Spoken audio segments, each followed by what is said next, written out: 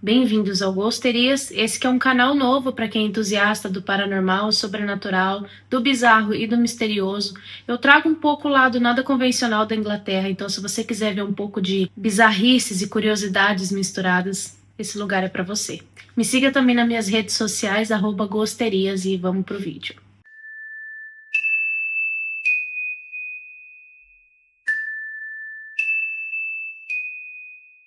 No meio da Londres agitada, entre carros, ônibus e estações de trem lotadas, existe um pequeno jardim silencioso, cercado por árvores e muitos túmulos. É fácil passar reto sem perceber, mas quem observa de perto consegue notar algo que é muito diferente de qualquer outra coisa que você já tenha visto. Esse é o St. Pancras Old Church, um dos mais antigos de Londres. Acredita-se que a sua origem se remonte ao século IV, embora a estrutura atual da igreja com partes normandas date do século XI. E o que aconteceu aqui no século XIX foi um dos episódios mais bizarros da história urbana da cidade.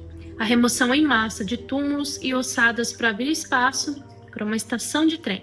Ao longo dos séculos, o terreno ao redor se tornou um dos cemitérios mais importantes da cidade. Entre os enterrados ali estava Mary Wollstonecraft, a pioneira do feminismo, e o seu marido William Godwin, que era um filósofo.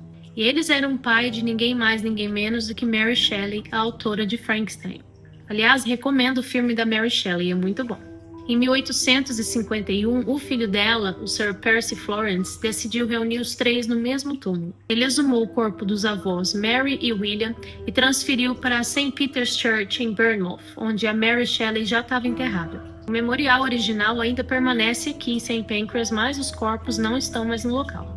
Além deles, passaram por aqui dezenas de outros nomes ligados à história da arte, à ciência e à política britânica. Infelizmente, no dia que eu fui gravar a igreja, estava tendo algum tipo de cerimônia, então eu não consegui filmar a parte interna e eu não queria atrapalhar as pessoas lá dentro. Então eu vou tentar colocar algumas fotos para vocês terem uma noção de como era dentro da igreja, mas infelizmente eu não pude filmar nesse dia.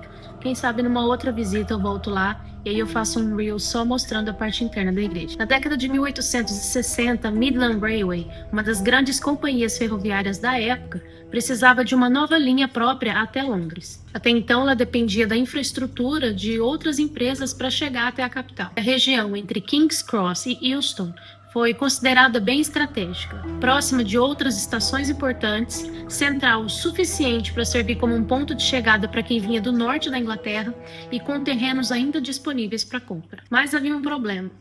Parte do terreno ainda estava ocupado por residências e indústrias, e também pelo cemitério da igreja St. Pancras. O cemitério estava super lotado. Enterros em camadas e restos mortais acumulados haviam séculos. Mas ainda assim isso não foi considerado um obstáculo. Então as autoridades deram sinal verde para a exumação e a obra seguiu em ritmo acelerado. E o responsável por organizar essa tarefa nada delicada foi um jovem arquiteto na época chamado Thomas Hardy, que mais tarde ele se tornaria um dos maiores escritores da literatura inglesa. Na época, Hardy era assistente no escritório de Arthur Bloomfield, contratado para reformar a igreja e supervisionar as obras do cemitério. Ele teve a difícil missão de organizar a remoção dos restos mortais e o reposicionamento das lápides existentes. Eles tinham que cumprir um cronograma, então eles não tinham muitas opções, ficou uma coisa meio difícil, então eles fizeram de acordo com o que deu para ser feito. Os corpos foram exumados em massa e na maioria deles foi transportado para o cemitério de Brookwood, que fica na região de Surrey. E vale lembrar que o Brookwood Cemetery já tinha uma linha férrea própria conhecida como London Necropolis Railway, que transportava os caixões diretamente para o cemitério de outras áreas da cidade. O maior do Reino Unido na época. Ele foi criado justamente para receber restos mortais retirados de cemitérios urbanos como esse. Muitas lápides foram deslocadas ou descartadas, mas o Hardy estava um pouco incomodado com aquela forma fria como tudo estava sendo tratado. Então ele pensou o quê? Vou empilhar algumas ao redor de uma árvore. Ele, sem saber, acabou criando um memorial, porque muitas pessoas, inclusive eu, só encontrou a história desse cemitério por conta desse acúmulo de túmulos. Foi a forma que ele encontrou para mostrar respeito àquelas pessoas, para não ter que descartar aquelas lápides. Infelizmente, essa árvore caiu em 2022, depois de alguns anos com uma infecção fúngica. Então acabaram removendo ela em 2023. Em abril de 2024, uma nova árvore foi plantada como uma forma de homenagem para a antiga Hardy Tree. O Hardy, um pouco assombrado pela experiência, escreveu um poema chamado The Leveled Churchyard, onde critica a destruição dos túmulos.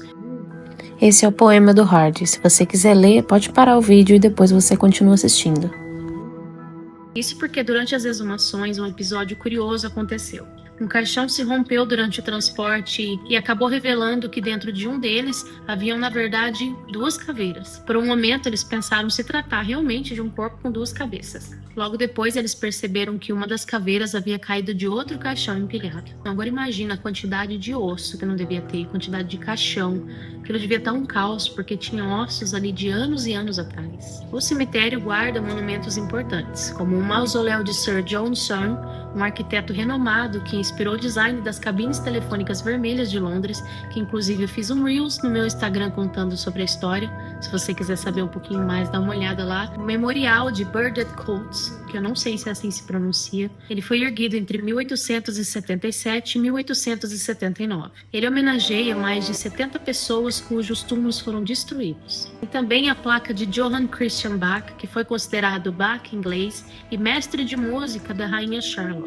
Desde a remoção dos corpos surgiram relatos de sombras caminhando entre as lápides, sons estranhos vindos do solo e até achados de restos durante obras feitas décadas depois. Isso é muito comum, principalmente em Londres, quando eles estão fazendo algum tipo de escavação, algum tipo de reforma no metrô, quando eles estão construindo metrôs novos ou quando eles precisam fazer escavações um pouco mais fundas. É bem comum que saia em algum jornal que eles encontraram ossadas, e muitas vezes não é uma só não, porque antigamente, principalmente durante a Peste Negra, morriam muitas pessoas e não se tinha o cemitério nem os ritos que a gente faz. Então simplesmente abriam grandes valas e acabavam jogando dezenas ou centenas de corpos dentro. Então durante essas escavações eles acabam encontrando esses ossos, eles recolhem e é tudo enviado para o museu para eles estudar. Um desses exemplos inclusive foi o do rei Richard III, que eu também tenho Reels lá no Instagram falando a respeito.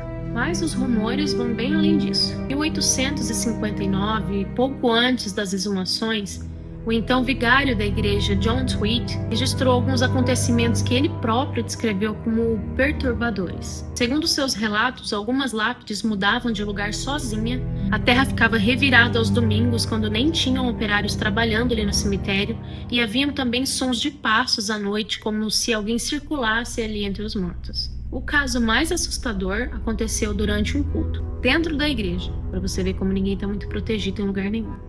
O Tweed escreveu que durante o hino final, uma figura atravessou o corredor da igreja. Ele grunhia como um animal e ele ficava encarando os fiéis em silêncio, até ele desaparecer no meio dos bancos. Alguns tentaram racionalizar, falar que o ocorrido foi só uma histeria coletiva, mas outros membros da paróquia também relataram incidentes parecidos nas semanas seguintes. Então, quem que estava mentindo?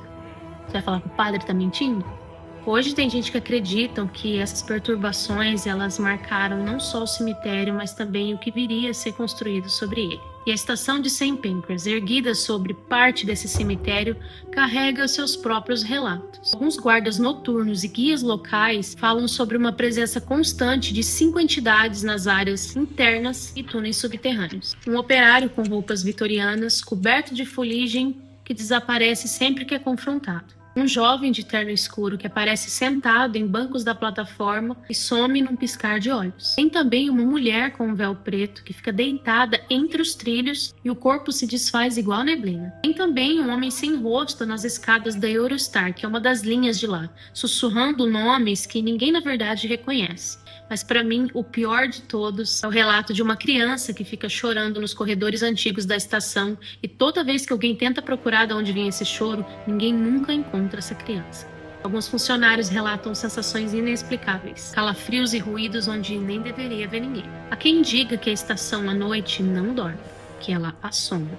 Em 28 de julho de 1968, os Beatles fotografaram aqui durante o ensaio conhecido como Mad Day Out. As imagens mostram eles se divertindo entre os túmulos, sentados nos bancos, entre as árvores, e algumas foram feitas diante do memorial Burdett Coutts. Outras desse mesmo ensaio acabaram usadas em álbuns como o Red Album e o Blue Album. Hoje, o cemitério continua ali. À primeira vista, ele parece apenas um jardim silencioso em uma igreja. Mas quem conhece essa história sabe que esse é um lugar onde os mortos nunca foram totalmente deixados em paz e muito menos respeitados. E a nova árvore marca o local das lápides empilhadas. E ela é que vai contar essa história para as gerações futuras. Os monumentos vitorianos ainda guardam nomes de quem foi esquecido. Caminhos entre as árvores continuam carregando as memórias de um tempo em que o progresso passou por cima da morte, sem pedir licença. Caminhar por aqui é andar entre dois mundos, entre os trilhos da cidade moderna e os ossos de uma Londres antiga que tentou ser apagada. Se um dia você passar por Londres e estiver perto da estação do St. Pancras, sai do fluxo, são só 5 minutinhos até lá, eu tenho certeza que vai valer muito a pena a visita. O local lá não tem uma atmosfera sombria, sabe? Apesar da história por trás, é uma igreja comum que fica aberta para as pessoas visitarem, e o cemitério se tornou, na verdade, um parque onde as pessoas usam para atravessar de um lado para o outro. Ali é um dos poucos lugares onde o passado não foi totalmente apagado. Ele foi apenas enterrado bem perto da superfície. Se você gostou desse vídeo, já se inscreve no canal, compartilhe com quem você sabe que ama esse tipo de história, que logo eu trago mais vídeos para vocês aqui. Se quiser também me seguir nas minhas redes sociais, é @gosterias. Até o próximo vídeo.